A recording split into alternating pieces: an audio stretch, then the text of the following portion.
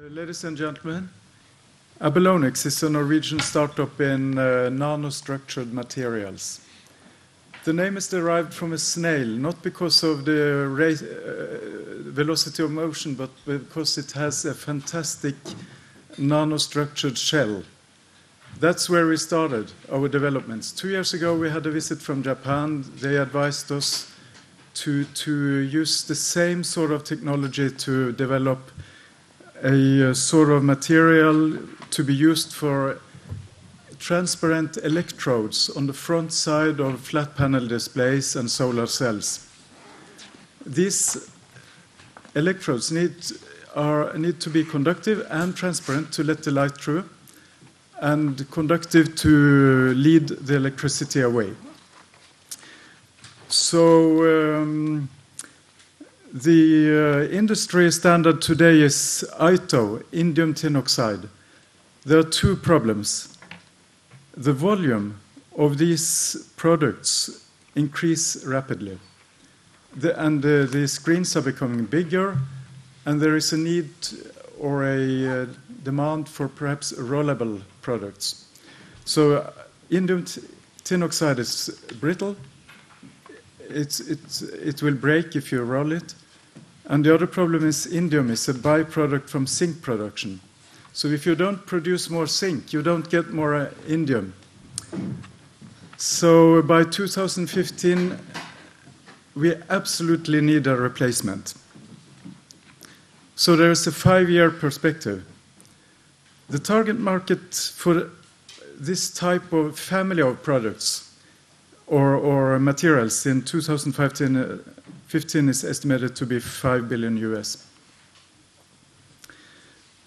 Our business model is technology development, to develop and then sell, license, or even spin out when it is ready for commercialization. Not to build a factory and produce it ourselves. The market is in the Far East.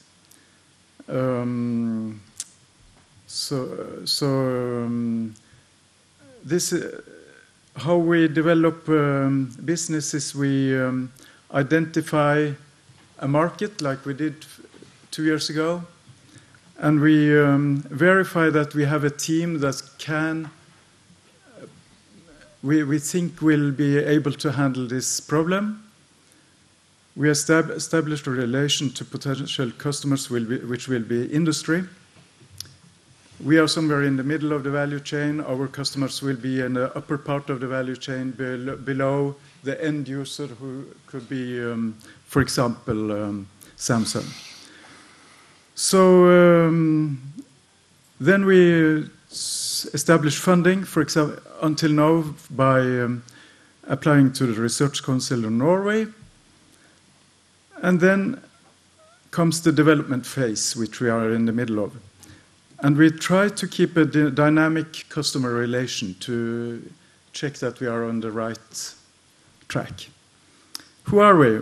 We were founded in 2005, located in Oslo. We have a turnover of about 300,000. That's funding, no sales yet. We have done a little bit of contract work for industry.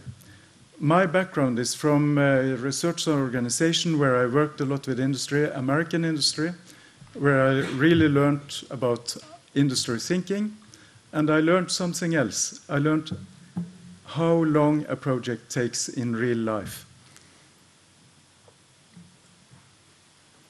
So I think my estimations of how long a development process will take is fairly realistic. We are right now 3 to 4 R&D staff. That's one where we have to increase a little bit. We have experienced people from the Oslo Innovation Center in the back on business development. We have the key component in our approach is graphene, which was recently awarded a Nobel Prize. Not our graphene, but yeah. So we have high-through lab facilities, and we identified a lead recently. So we think we are on track. This is the development is never a straight line. It goes stepwise. You make a little breakthrough, another breakthrough. So 2013 is a very important date. That's when we need to be able to say that this can be industrialized. Our background is nanoparticles, graphene, surface chemistry, high throughput. High throughput is basically that we work with 24 samples that we process in parallel. This robot goes like this, hour after hour. So we first deposit graphene, then we deposit the additive, then we react and cure. And on the last slide, picture, you see a sample of what the product looks like now in the development phase. I go faster through this because it's how the robot dips the substrates in different wells, then heat and treat, then online characterization. So this setup is in itself a product that we are about to commercialize. But we will not do it, we will prefer to do that in collaboration with some other party. There's, of course, a lot of competitors because the market is there. Everybody knows the market is there. So there are all kinds of approaches. I will not go through them. Our strategy, we try to focus on non-scarce elements, like carbon is everywhere. The other additives are abundant. Non-toxic elements. Wet chemical, non-vacuum, no need for vacuum deposition. Focus on scalability from the beginning. The things should be easy to scale up. I know there will be problems with scaling up, but we are keep it in mind. Patenting and trade secrets combined. We seek public funding for financing. Until now, that's been enough. But and we are in the process of seeking an industrial partner. On the way, we try to fill this value of death gap by selling low-profile products like some nanoparticle for plastics and paints and things like that, and the high-throughput setup. But we need some investors now.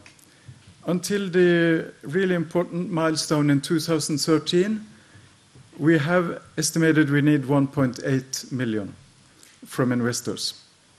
After that, much more, but then it has been assessed. It must be assessed that this can be industrialized. So then perhaps 6 million euros. So our offer is to become part owner. Expected exit perhaps 2015, 1.8 million in the first round. We will spend it for 2 to 4 extra staff. There is some equipment we need. And also external services, high-cost characterization and things. So in summary, the market is there. We have demonstrated some promising progress. I think we are online, but there are still challenges. We offer partnership to reach the goal. This is sort of a high-risk, high-revenue project. Thank you.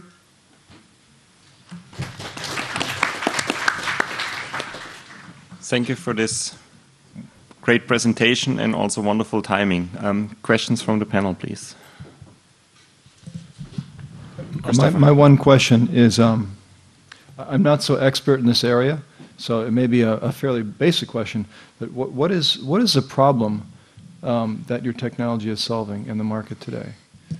That we try to solve. Yeah, what is a business problem that exists today that this is going to solve? Yeah, okay. The business problem is that there will not be enough conductive, transparent conductive material by 2015.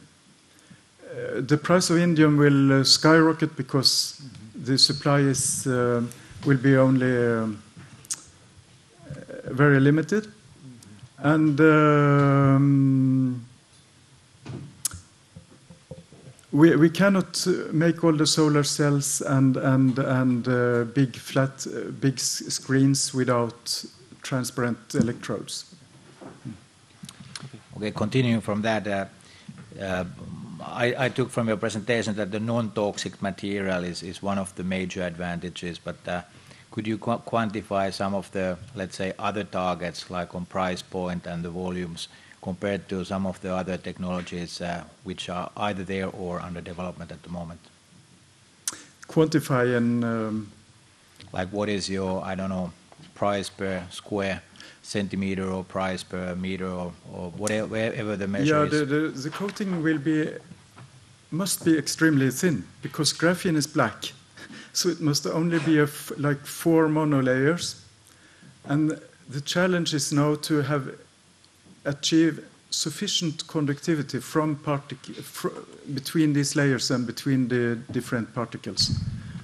And other approaches are to grow a continuous layer, but there are big challenges, so we'll see. The materials in themselves are very cheap. And we hope that the process, like we see the process, it should be cheap. Okay, one final question.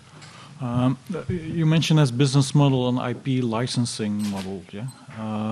What I don't like about materials companies and licensing is if you don't have something to control. Can you imagine that with what you're developing, you keep part of the solution for yourself that you then deliver as a molecule or whatever to the client, so at least that you control what clients are doing with your license? It could typically be a surface-modified nanoparticle.